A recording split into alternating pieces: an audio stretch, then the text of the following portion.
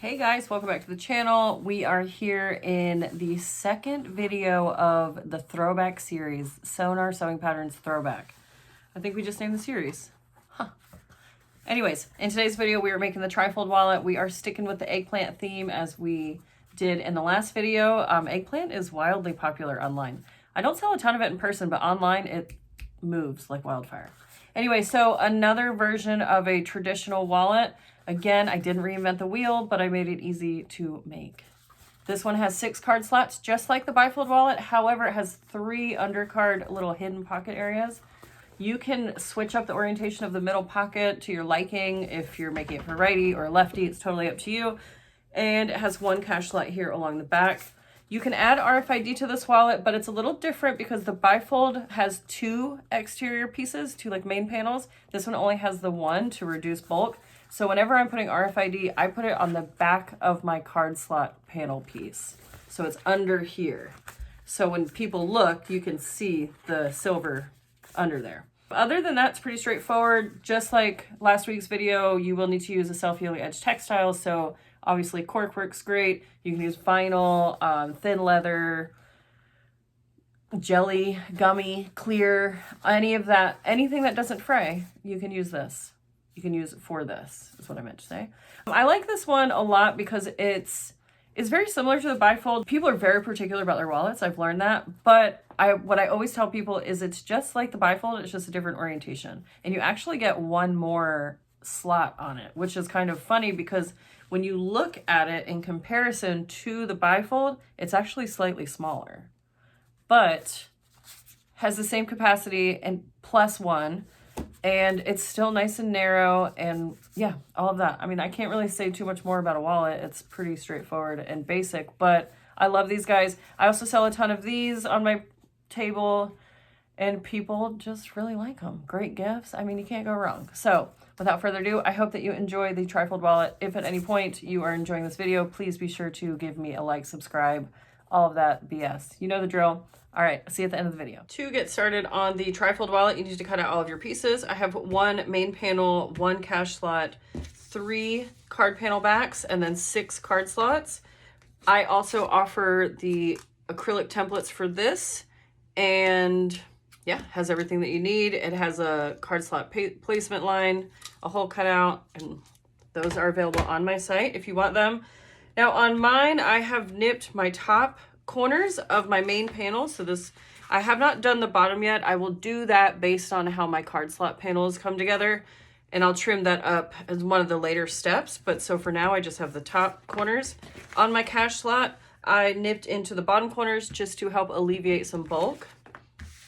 And then the card panel backs, you don't nip those yet. We will do that later, but we will trim up our card slots. And I'm just going to do all of the top corners for now, and I'll do all the bottoms later once we get them onto the card panel backs. Now this step is completely optional. You do not have to cut any corners on these at all. This wallet looks really sharp, really handsome if the corners are not cut off and if you just leave all of the edges flat or straight. But this is an order, so I'm definitely going to make it like it shows it on my website. I'm going to knit my corners to start with using my corner template, and I'm using the 3/8 inch bevel. This is what I normally do on all of my wallets, and this one is no different.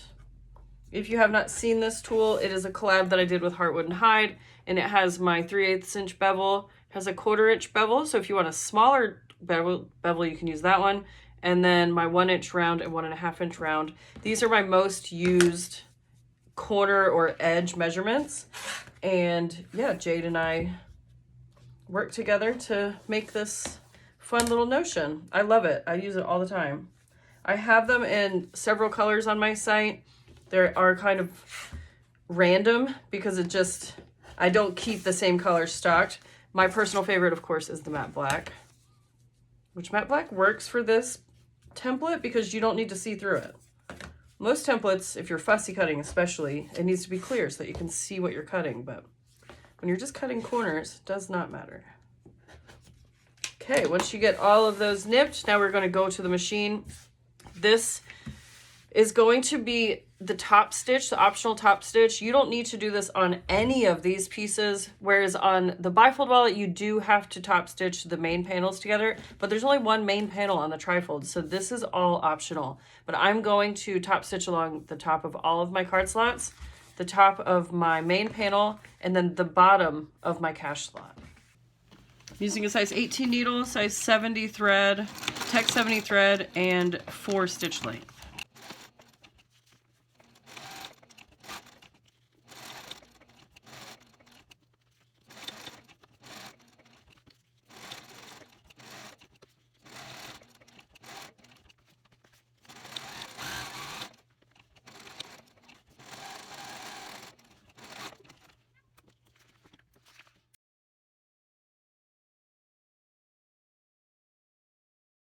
All right, once we get everything top stitched, or if you decided to skip that step, then we are to constructing the card panels. So we need to grab our card panel backs, and since we have 3 and we have 2 card slots, or we have 6 card slots, each panel gets 2. So you're going to lay out how you want them to look. If you use alternating colors, or you have some pattern designed for this, this is when you would figure out that layout. But because this is all one color, then it's pretty straightforward. Now, similar to the BiFold, we are only going to stitch down the sides, one side of each of these, but 2 of them are going to be stitched down the left side and 1 is going to be stitched on the right. That is my personal preference for when the wallet is finished, because when the wallet is closed, or when the wallet is complete, there's going to be the 3 card panels. Let's really get a better layout here. So there's going to be 3 completed card panels here, and there's going to the way that we sew them, we will be creating under pocket, like hidden pocket areas. Now, if you want your middle pocket to be accessible from the right side, then you need to stitch the opposite side when we're creating the panels. But for all intents and purposes, the way that I have written the pattern, we're going to stitch up the left side on 2 of the panels and the right side on 1. So hopefully that's not too confusing. So you're going to grab 1 set and we're going to get to work on these. Now, using the measurement in the pattern, you're going to lay your first card slot on that line and stitch just across the bottom enough to lock in this the card slot, but you don't need to stitch across the entire panel. So just like that. It's about 1.5 inches or so. I didn't measure it clearly. Now for this one, you lay it right on top, and what I'm trying to do is pay extra special attention to my bottom. I want those to be super duper even. That's the area that I'm looking at the most here, and then I'm looking at the side. So now, because this is my far right card panel, I'm going to stitch up the left side here to close this section off. So I'm going to start at the bottom and stitch up and across to tie all of these together. Now I'm using 1/8 seam allowance here. Well, I guess it's just slightly bigger than 1/8 because I gave myself a little bit of leeway here to trim down in just a few minutes. And so this card panel is complete, and we will just put this to the side. And then now we'll take the middle card panel, which is actually this one, and do the same thing, same exact steps that we just did.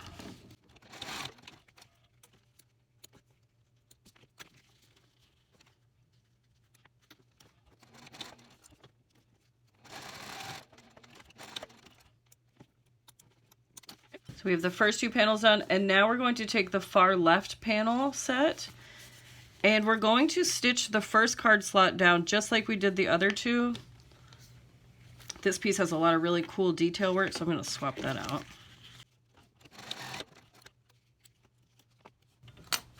Okay, so we're going to lay the top card slot on just like before, get everything lined up, and then clip it into place. And the only difference now is instead of stitching down the left side, we're going to stitch down the right side. And that's so that we have this undercard area is accessible when the wallet is complete.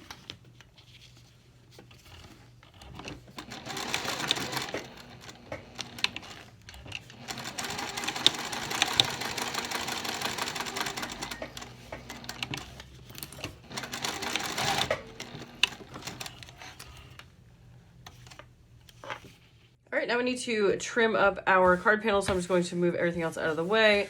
Grab some quick dry glue. I highly suggest Beacon Fabri-tac. I have not tried Beacon 3-in-1, but I've heard good things about it. But basically, I'm just doing a very thin line of glue right on the edges just to hold everything in place. So just apply some pressure there and repeat.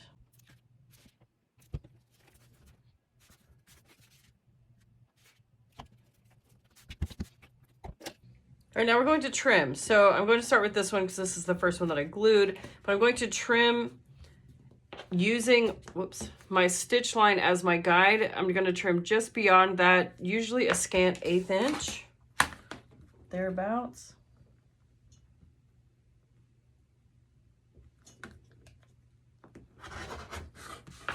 Want to be sure that you're holding your rotary blade vertical so that way you don't get any weird bevels.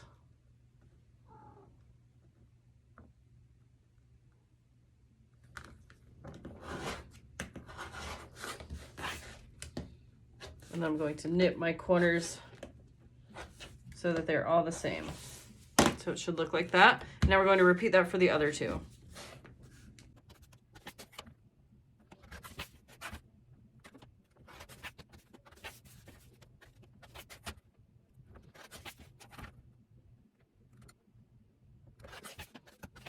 Once you get all three trimmed and ready to go, grab your cash slot and we are going to glue these onto this panel here. I'm going to start with my two outside panels. And so I'm just putting some glue here, just like that. And then this goes to the far left. And what I'm looking at is my top pieces. I want these to be flush. And then I'm getting it close to the edge over here, but I'm leaving just enough that I can trim off to make sure that all of my edges are super flush and they're all the same. So we're going to repeat that with the far right piece.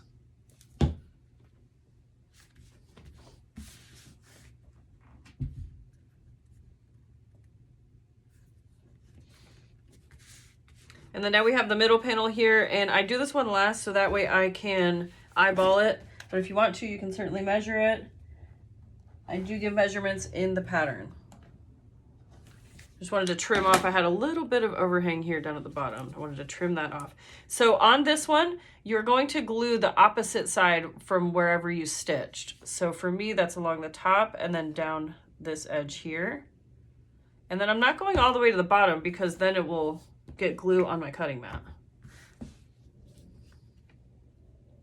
And then for this one, I'm just really focusing on this the top two edges here. And now once you get everything in place, you should have roughly 3/8, half an inch in between the card panels here. If you need less, you can bump these two in closer. If you want more, then you can make your cash slot longer. It's up to you, but I find that this is more than enough room to get in and out without any issue. All right, now we're gonna move to the machine. I'm gonna stitch down my center panel first, so that way this doesn't move and shift on me.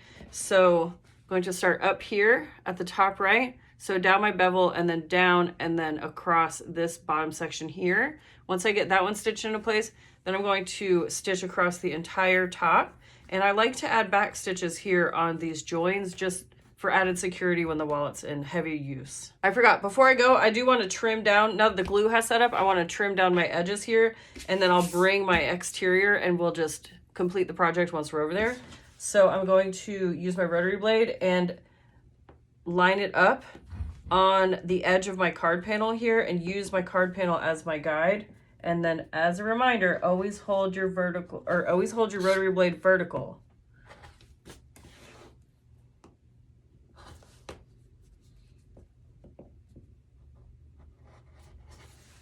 There we go. Okay, now let's go stitch.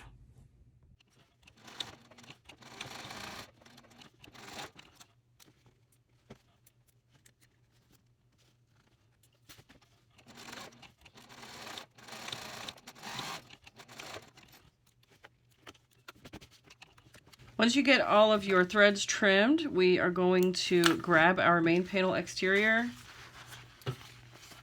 And we're going to lay these two panels wrong sides together. Now the big, let me back you up here. Now the main thing that I'm focusing on is my bottom edges. I want those to be flush. I'm going to intentionally leave a little bit of overhang on both my right and left sides here, so that gives me something to trim. So I'm going to start over here on my right side. You can certainly start on your left, it's totally up to you. This is just habit at this point. So I'm keeping a close eye on my bottom edge here, and I'm scooting it over until I have about 1/8 of an inch or thereabouts overhang from my main panel. Another thing I'm keeping my eye on is my top bevels here. I don't want the card slot bevel to stick out from the front whenever the wallet's closed, so I'm keeping an eye on that as well. So once you get it to where you want it, go ahead and throw a clip on there. And then now we're skipping over the middle and we're going all the way to the opposite edge. If you started over here, then you'll go over here. So just like in the BiFold wallet, I'm going to lay it down and just kind of pull on the interior panel, the card slots, and pull it toward me until I get to about 1/8 of an inch here, and until these two panels are nice and lined up here along the bottom. Once I get it to where it looks good, I'm going to clip it.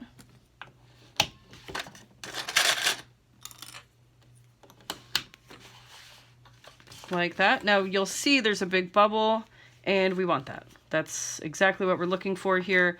What I like to do is flip it so that I can work with the bubble here. I'm going to evenly distribute so that it creates 2 bubbles right here on these openings. So along both bottom edges here, you want 2 bubbles, and you want them to be as equal as possible. The other thing that I'm paying attention to is I'm lining up my bottom edges of the panel to ensure that this is nice and flush.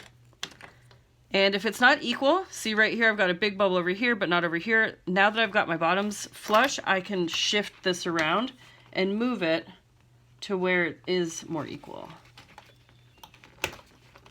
It's not permanent until we sew it closed, so it's totally fine to make some movement. See, now it looks more evenly distributed. So this looks good. So I'm going to stitch top right, down across the bottom, and then stitch through the bubble. Once we get there, I will show you how to maneuver the panel, because you don't want to sew it to where it buckles and you stitch it together. So whenever we get to this area, we're going to sew about halfway onto that panel and then lift our presser foot and shift the wallet, and you'll see it comes together when you're doing it. It's a little bit harder to imagine if you've never done it before. But so make sure everything is exactly how you want it, and then let's start.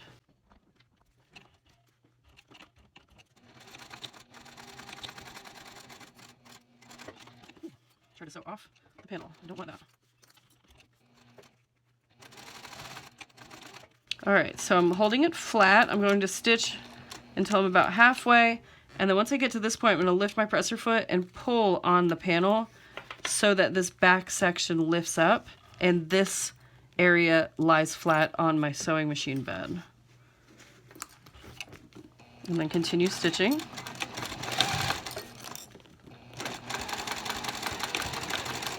And then same thing, get about halfway and then lift and pull toward you.